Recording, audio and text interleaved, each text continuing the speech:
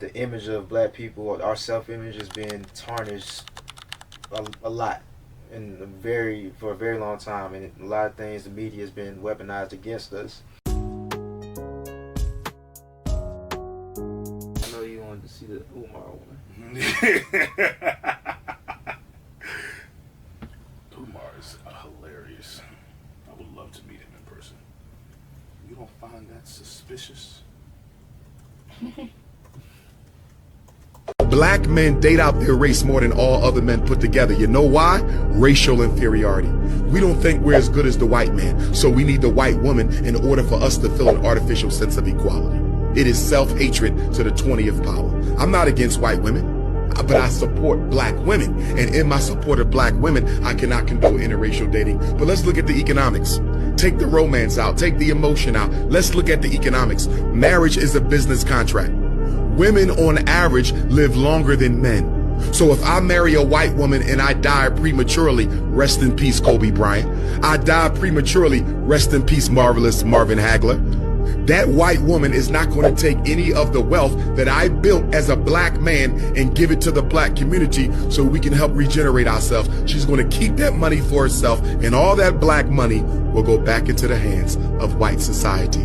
Interracial marriage is economic betrayal.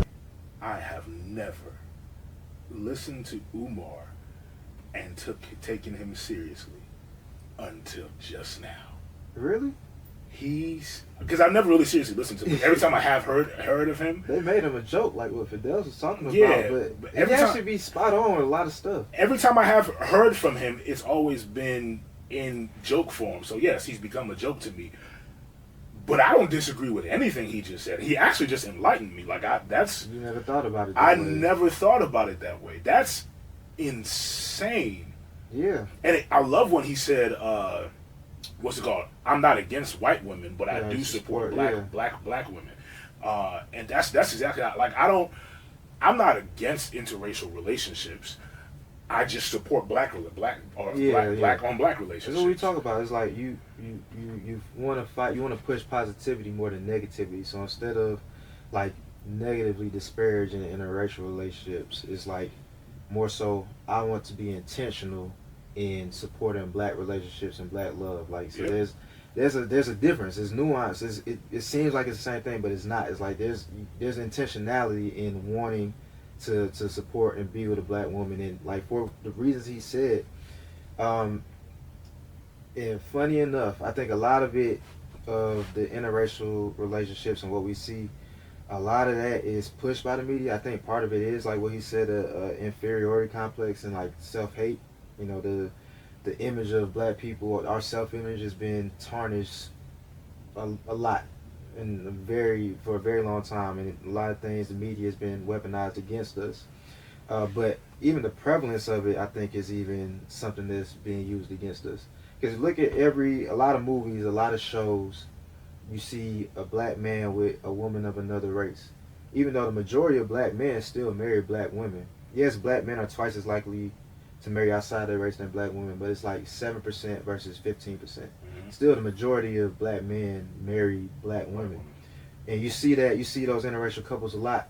But what you don't see as much on the media is the more common relationship pairing of interracials is Asian women and white men. That's true. Yeah, Asian women, I think it's almost like half of them marry outside their race. Almost half. But how many times you see a commercial with an Asian woman and a white man? Like, you don't see it, but you see a black man with a white woman. Like every Will Smith movie, Will Smith drops before, pre Chris Rock slap. Will Smith was dropping like a blockbuster every year for like 2 decades. He only had a black woman in Independence Day. So it's like in biopics. So like Ali. Like Ali or Concussion, Pursuit of Happiness, where he's playing a real life person. Yeah. And then like there's he did a couple movies with Rosario Dawson, like 7 Pounds. But if you look at like, Rosario is she black? Black Hispanic. I mean, you can be Hispanic in any of the race.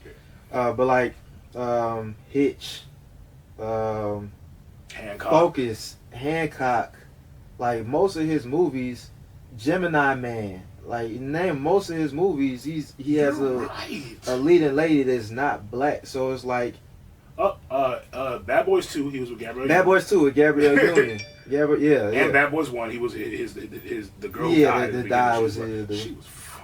Oh my. Yeah, I just saw that movie. Focus. My bad. Yeah, I mean, like even in Fresh Prince, he dated all exclusively black women in Fresh Prince. Because that was the 90s. That wasn't gonna fly. It was the 90s. That wasn't gonna fly then. But like every single movie though, like is so it's almost as if the people who control Hollywood are pushing the narrative of black Almost men. if? Yeah, I'm trying. Yeah, the sarcasm is supposed to be obvious. No, I know. I just wanted to just because some people be a little bit different. Right. So, Hey, you just don't get it, do you? I thought it was obvious.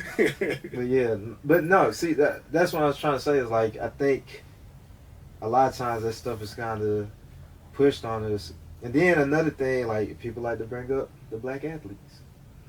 I went to a Division I school. It was part of a Division I football program. I got a lot of former teammates that are black that are married to women of other races.